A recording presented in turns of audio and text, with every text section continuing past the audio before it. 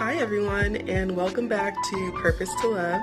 My name is Randy, and today I want to talk about anxiety with our students and the individuals that we serve, what that looks like for individuals or students who have a dual diagnosis of intellectual or developmental disability along with anxiety, and what we can do in this time to support them as best we can. So let's get started. So first, I want to start off with what exactly is anxiety? And this definition here from anxiety.org states that anxiety is the mind and body's reaction to stressful, dangerous, or unfamiliar situations. It's the sense of uneasiness, distress, or dread you feel before a significant event. A certain level of anxiety helps us to stay alert and aware, but for those suffering from anxiety disorder, it feels far from normal, and it can be completely debilitating. So for individuals who have a dual diagnosis, it may mean that they have intellectual disabilities as well as an anxiety disorder.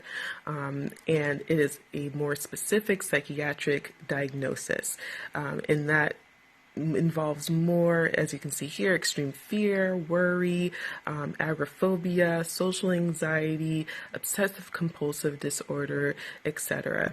And for those individuals who are diagnosed as having intellectual disability but are just presenting anxious behaviors or thoughts, they may exhibit some of these things, but it may not be an actual diagnosis. And as you can see here, anxiety also can present itself looking as though it's IBS or irritable bowel syndrome, where the individual might have abdominal pain or cramping, bloating, or diarrhea. Sorry, I didn't mean to leave off that last comment with the word diarrhea. It's kind of funny to me, but yes. Anyways, our individuals and our students can definitely present different symptoms due to anxiety. And of course, IBS, I think is very common, and not just our clients and our individuals, but in us too. I think it's important that we take this information and we remind ourselves that we can also present some of these behaviors, OCD behaviors, wanting to gain more control in our day, and so it starts to look like obsessive compulsive disorder or IBS or stress or whatever. So it's our job to make sure that we are mindful of what this looks like.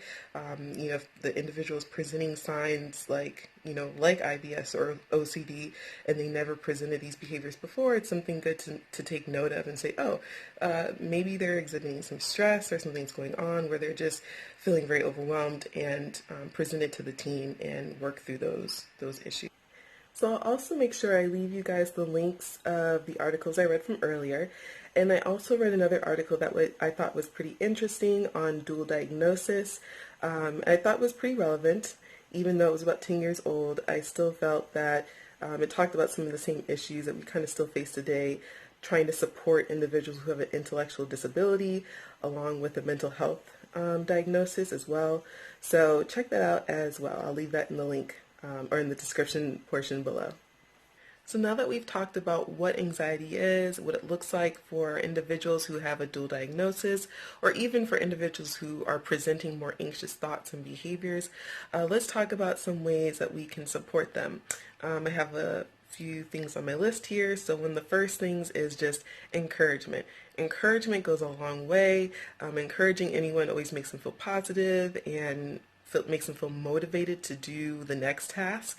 And so kind of going into that, I would say the next thing would be creating mini goals that are something that the individual can accomplish and make them feel encouraged that they got through something, that they accomplished something.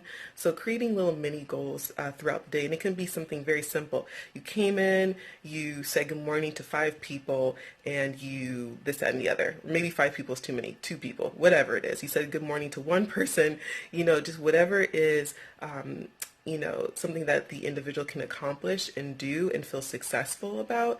I think that would be a good start when you are trying to encourage the individual. So the next thing on my list is to provide the individual with some level of information. And I know there's a lot going on and it can be a little tricky, and as a teacher or direct care professional, it may not feel like the right place or your place to say something, and that's fine. You know, you can't get too deep into certain things, and I understand, but there is some information that we can share with the individual, right? Like if we're talking about politics, maybe it's just a matter of saying, you know, when the elections are happening, why do people vote? When they hear terms like debates, you know, the presidential debates, you know, talking about what that means, why that might be important. I think things like that could be helpful in helping the individual not feel like they're in the dark.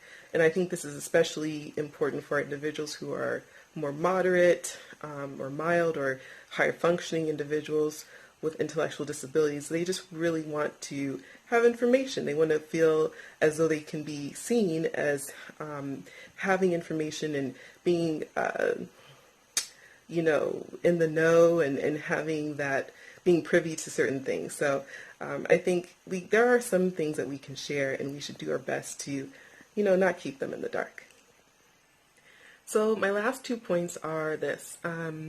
These are pretty straightforward. Remain calm yourself.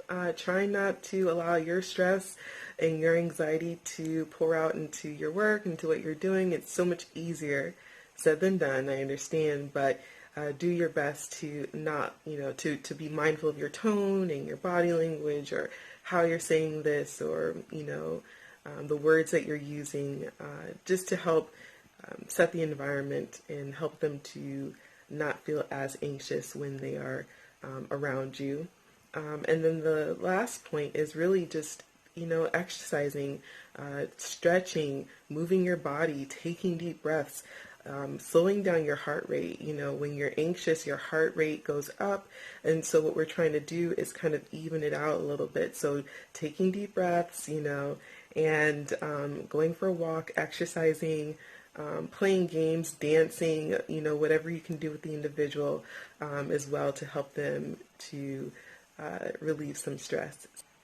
Okay, everyone, that is all I have for today. Thank you so much for watching. Thank you for your support. I hope this information on gaining control of anxiety was helpful and encouraging. If you have any other ideas for videos that you'd like me to do, please leave a comment below, or you can leave me an email. And my email is in the description section of this video. And if you haven't subscribed yet, please hit subscribe, and you'll be notified of any videos that I upload. And again, thank you so much for your support and encouragement. And remember, you are purposed to love, and I will see you next week. Bye.